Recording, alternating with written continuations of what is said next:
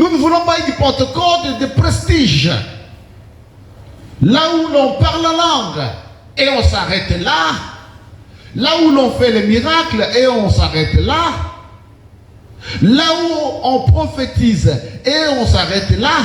Mais nous voulons une Pentecôte complète qui se poursuit jusque dans la vie chrétienne, la vie de l'esprit, le fruit de l'esprit, l'amour, la patience, l'humilité, la sainteté de vie. C'est ça cette Pentecôte que nous voulons.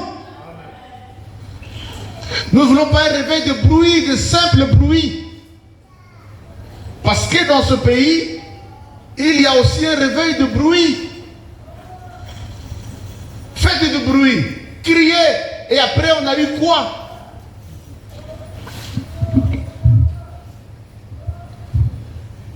Alors, Luc l'apôtre, non, je ne dis pas l'apôtre, c'était pas un apôtre, mais un disciple.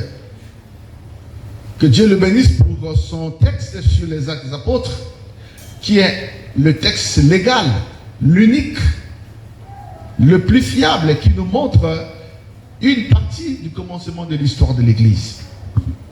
Et il nous rapporte des conditions dans lesquelles l'Église a été fondée. Luc dit que c'est à la suite d'un événement historique que l'Église a été fondée, c'est-à-dire l'effusion du Saint-Esprit. Répétez, l'effusion du Saint-Esprit. Non, tu n'as pas bien dit. Dis fort, l'effusion de l'Esprit. J'aime parler de l'effusion de l'Esprit parce que quand le Seigneur dit « Je vous enverrai le Saint-Esprit », c'est une façon de parler, c'est une métaphore, mais le Saint-Esprit, ce n'est pas un être physique. Comment on va le voir? Il parle de l'effusion de l'Esprit. D'ailleurs, Pierre lui-même explique ce qui s'est passé à Jérusalem en disant que c'est ce que le prophète Joël avait prévu dans les derniers temps. Allez-y, je répandrai de mon esprit sur toute chair. Vos vieillards auront des songes et vos fils, vos jeunes gens prophétiseront.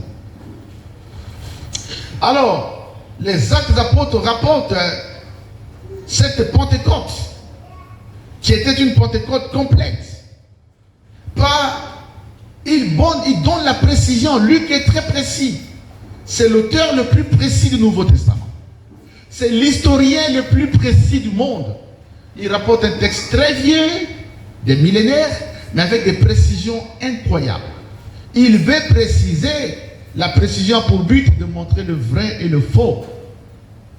Il nous précise la vraie Pentecôte en disant que, en insistant sur les choses suivantes, il montre que ceux qui avaient reçu le Saint-Esprit, ils montrent d'abord sur leur qualité. Il souligne sur la qualité des personnes sur lesquelles l'effusion est descendue. Ce n'étaient pas des gens distraits. Ce n'étaient pas des gens distraits, mais des gens consacrés. Ils étaient en prière. Si tu repars au chapitre 1er, verset 13, il dit, le Saint-Esprit descendit au lieu où ils étaient, où ils se réunissaient d'ordinaire.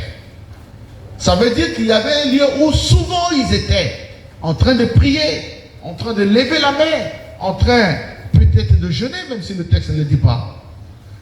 Il y avait un travail spirituel préalable qui était fait. Et que l'effusion est le résultat, entre guillemets, de ce travail.